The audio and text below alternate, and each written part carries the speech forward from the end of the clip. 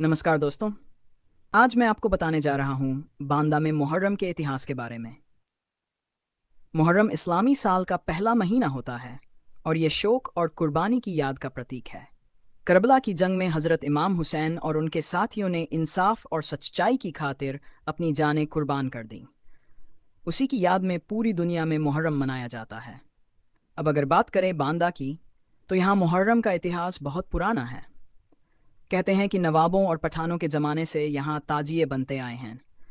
पुराने ज़माने में कारीगर बांस, कागज़ और कपड़े से ताजिए तैयार करते थे और पूरा शहर इन्हें देखने के लिए उमड़ पड़ता था।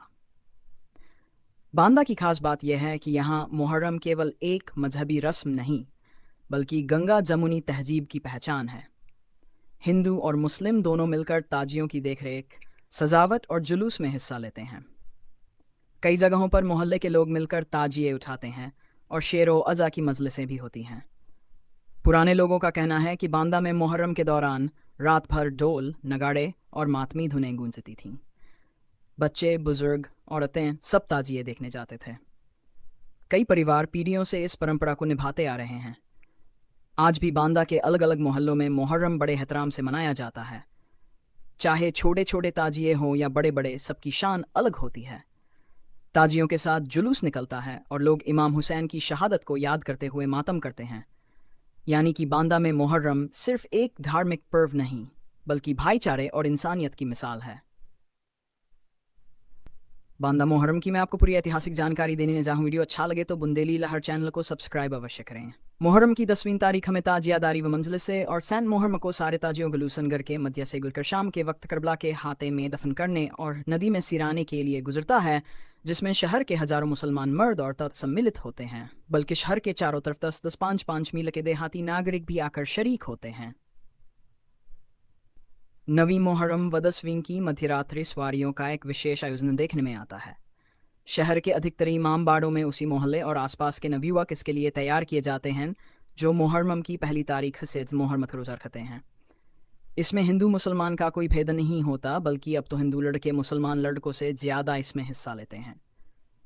छोटे छोटे नेजों पर चांदिया, आलमिया, पंजे का निशान लगाकर इनको रेशमी पटकों, हारफूल, तलाम खाने और चूहारों व नारियल के गोले गूंथ कर इस नेजे में बांधकर उसको सजाते हैं, या डाल की नकल रेशमी कपड़े और कला बत्तू की डोरियों से बनाकर और उसमें सीस अदद कृत्रिम तलवारें लगाकर तैयार करते हैं। और मुहर्रम की पारी तारी की रात में बाजे बते हुए अल्प जुलूस के साथ मामूली भ्रमण के बाद अपने अपने इमाम बाड़ों में इनको उड़ते हैं। मुहर्रम की 9वीं तारीख की शाम को अपने इमाम बाड़ों के सामने 20-25 कदम के फासले पर जमीन में करीब 2 फीट गहरा और 4 फीट चौड़ा एक गोल गड्ढा खोदा जाता है, जिसमें 4-5 मन लकड़ियां जलाकर उसके अंगारे बनाए जाते हैं। तब वह हल्के जिनको इसके लिए पहली मुहर्रम से रोजा रखकर तैयार किया गया है, उसी समय हाथों का बाजे बाजने पर जोश में आकर इस दहकते हुए अंगारों के गड्ढे में, जिसको अलावा कहते हैं, कूदते और आग के दहकते हुए अंगारों को अपने हाथों से उछाल उछाल कर बाहर फेंकते हैं। इसके बाद फिर अपना अपनाने जाले जाले कर बाजाते हुए जुलूस के साथ शहर के भ्रमणवा दूसरे इमाम बाड़ों और बुजुर्गों के मज़ारात पर जाते हैं और रात भर गश्त करते हैं। इसको सवारियों का यह जुलूस 9वीं तारीख की पूरी रात गश्त करता है। अंततः 10वीं मुहर्रम के दिन बाद नमाज जोहर 2 बजे फिर यह जुलूस निकलता है और शहर की आबादी के मध्य में बालखंडना के चौराहे पर इसका आजमाव होता है। फिर वहां से आगे ताजियों जुलूस और उनके पीछे सवारी का जुलूस करबला के अहाते की तरफ रवाना होता है, जहां सूडुबते पहुंचकर इस जुलूस को खत्म कर दिया जाता है। यह सवारियों का जुलूस शुरू में शहर बांदा में ही निकलता था, लेकिन अब अन्य स्थानों एवं नगरों में भी निकलने लगा। इसकी शुरुआत की भी एक ऐतिहासिक पृष्ठभूमि है। बाबली प्रथम के समय से नवाबिन बांदा के यहाँ के लड़के मोपलाओं का एक फौजी दस्ता, जिसका कमांडर ऑफिसर, इसका कमांडिंग ऑफिसर एक फ्रांसीसी अफसर के नाम से मोपलाओं का बनवाया हुआ एक विशाल इमाम बाड़ा बीच नगर मोहल्ला गुलर नाका में था, जिसकी इमारत को सन 1750 ईस्वी में अंग्रेजों ने गोलाबारी करके नष्ट कर दिया। अब इसी स्थान पर शहर बांदा के शेख मंसूरी बिरादरी ने अपनी बिरादरी का एक ताजियार खाने के लिए नवीन इमाम बाड़ा बनवा लिया है। यह मोपाला मुहर्रम के दिनों में ताजिए दारी के साथ ही साथ आग से मातम भी किया करते थे। इनके साथियों में रामा नामी एक मराठी व्यक्ति भी था, जिसने बांदा में सवारियों और अलावा यह तरीका प्रारंभ किया। रामा के आखिरी समय लगभग सन 1900 या सन 1909 की घटना है, जबकि अंग्रेज जिलाधीश, अंग्रेज एसपी और अंग्रेज सिविल सर्जन बांदा में नियुक्त थे। उनको इसका हाल मालूम हुआ और यह भी ज्ञात हुआ कि इस अलाव की आग से अलाव कूदने वाला जलता नहीं है। अलाव कूदने वाला जलता नहीं है, इस बात का उन्होंने यकीन नहीं किया और खुद देखने की इच्छा प्रकट की। इसलिए एक दरोगा और कुछ सिपाही तैनात किए गए जिन्होंने अपनी मौजूदगी में अलाव का अड्डा खुदवाया। रामा ने इस प्रदर्शन को अधिक रोचक बनाने के लिए गड्ढे में 3 सूत मोटी लोहे की 5 सलाखें भी गाड़ दी और बजाय 5-6 मन लकड़ी जलाने के 10 मन लकड़ियां इसमें जलाकर अंगारे तैयार किए गए और इसकी मुनादी पूरे नगर में कर दी गई, जिसके कारण हजारों जनता इस मंजर को देखने के लिए वहां इकट्ठा हो गई। निश्चित समय पर वहां पर तीनों अंग्रेज अधिकारी भी पहुंचे और सिविल सर्जन एवं पुलिस अधिकारियों ने अपने सामने इन लड़कों को स्नान कराया जिनको अलावा में कूदना था। फिर फात हाकवानी और लोबान की धुनी व बाजा बजाने और या अलिया हुसैन के नारे लगने पर इन लड़कों इब्रामा को ऐसा जोश पैदा हुआ कि वह सब अलाव में जो धकते हुए अंगारों से भरा हुआ था और जिसकी गर्मी से अलाव के चारों ओर की 2 गज की जमीन पकड़ लाल हो गई थी, कूदने लगे और अंगारों को दोनों हाथों से उछाल उछाल कर बाहर फेंकने लगे। साथ ही साथ रामा ने उन 5 लोहे की सलाखों 3 सलाखों को जो आग की तरह लाल हो रही थीं दोनों हाथों से पकड़कर गुलेल की तरह झुका दिया। इस प्रदर्शन के थोड़ी देर बाद जब इन सवारियों का जोश खत्म हुआ तो सिविल सर्जन ने उनके हाथों की हथेलियों और पैर के तलुओं का मुआयना किया, परंतु दलने का कोई भी दाग न पाया।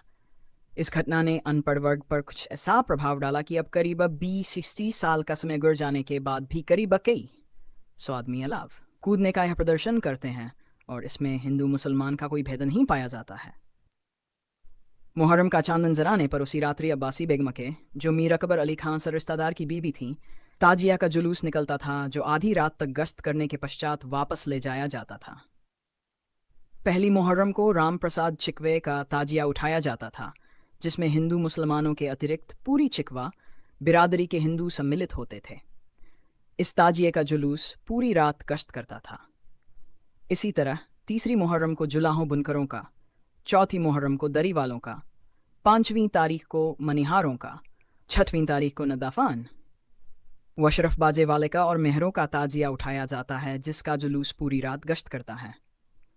मुहर्रम की 7वीं तारीख को सुबह से अलमों का जुलूस उठाया जाता है, जो शहर के पुराने निश्चित रास्तों पर गश्त करता हुआ तीसरे पहर के समय नवाब साहब बांदा के महलात के सामने जामा मस्जिद के करीब अजमा हुआ करता है, जिसमें हजारों हिंदू मुसलमान सम्मिलित होते हैं। मुहर्रम की 7वीं तारीख को ही रात के बाद मोहल्ला अलीगंज से पीरा के इमामबाड़े से बताशे वाले ताजिए की मेहदी और रागिनियां के इमामबाड़े से मनिहारों के ताजियों की मेहदी का जुलूस निकाला जाता है, जो सुबह तक गश्त के करीब 10-11 बजे दिन में अपने इमामबाड़ों में वापस जाता है। 8वीं मुहर्रम की रात में मोहल्ला अर्दली बाजार से मिर्जा का जालदार ताजिया और दुलीचंद का ताजिया बुर्राक पर निकलता था, जिस पर हजारों की मालियत के जेवरात होते थे। इसके अतिरिक्त कई ताजिए इसी रात को उठाए जाते थे, जिनका जुलूस शहर के मोहल्लों का गश्त करता हो कोतवाली के सामने बीच शहर में जमा होता था।